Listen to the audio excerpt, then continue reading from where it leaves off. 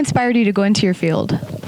Well, I think a lot of the inspiration earlier on was just kind of my professional path. I started out in the marketing and branding industry, doing work for PlayStation, doing a lot of their special events, E3. Here we are at E3 again.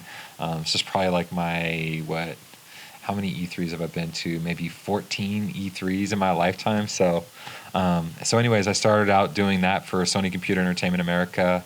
And obviously growing up as a youth, falling in love with the NES like most of us did, at least as, like me, 38 years old, at least I should say anyways. I was like around 8 years old when I first discovered the NES and then of course discovered the Genesis 16-bit and, what can I say? And from that I went to a PlayStation, started getting into staging shows for artists, especially in opera.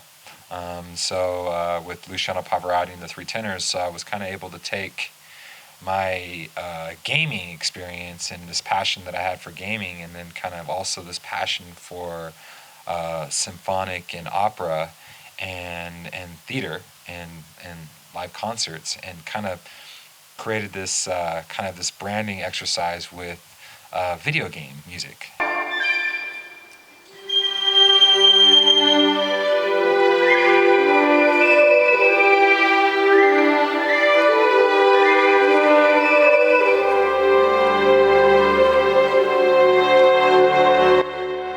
Particularly Final Fantasy. What words of advice would you have for someone looking to be in a similar career path as you?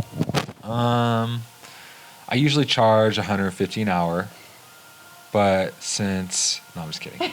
I hope that I'm a good example of what it takes to hopefully become whatever you want to be. I was kind of born in this business, but I definitely wasn't born in this business because it was not through hard work, you know what I mean? And firm believer, and this is what I tell people, is that, whatever you want to do, you can do. You just have to be resilient, and you have to really want it, and, there's a lot of learning and education along the way, but, just also making sure that you learn from your mistakes, because we're all human, we all make mistakes, but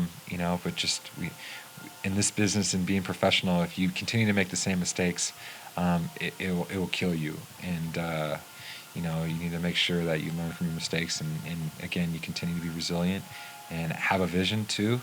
It helps to have a vision and original ideas, but also knowing your limitations and your strengths, and making sure that the people that are your weaknesses, you can surround yourself with those people that can make up for those shortcomings. Hey, going down that road, what was your biggest challenge, and how did you overcome it in terms of going into following that passion? Yeah, I think the challenge is, you always have people who, don't want to see you succeed, and part of that is, just unknown, uncertainty, and also thinking that you're too inexperienced, but what I've learned is, if you stay true to your vision and you stay true to your heart, and then I think you can do anything, and that's what I try to teach my child, and I'm a firm believer in you don't necessarily have to be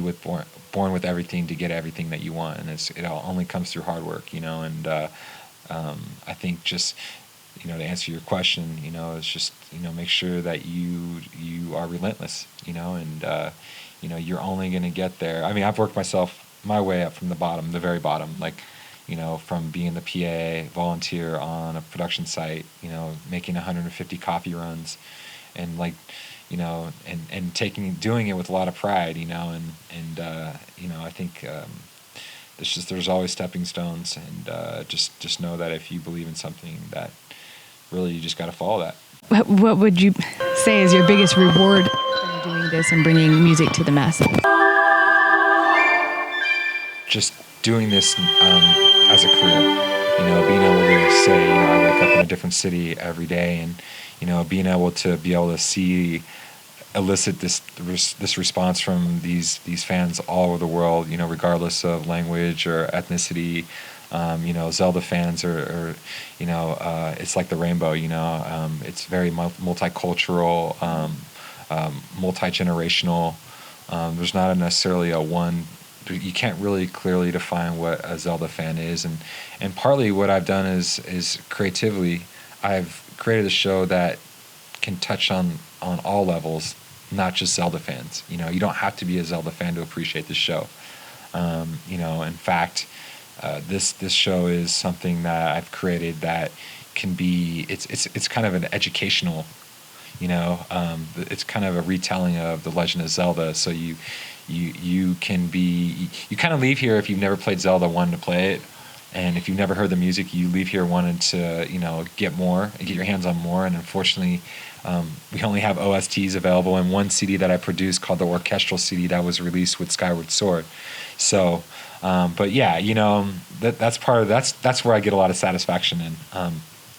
Just seeing the mix of emotions, the mix of people, and seeing everyone appreciate what it is you're doing is a lot of satisfaction. Well, great. It's been good to meet with you. I appreciate you taking the time to meet with us at Muse. And we'll see you in San Diego for Comic-Con. Yeah, I hope so. And spread the word, would you? I mean, come on. It's like the only place that you can go and like kind of be weird and feel comfortable, You can still be normal, and you can dress up. You can wear your favorite cosplay from the Legend of Zelda franchise. We even honor any Nintendo costume just because it is the Nintendo Legend of Zelda concert experience. So we hope to see you there.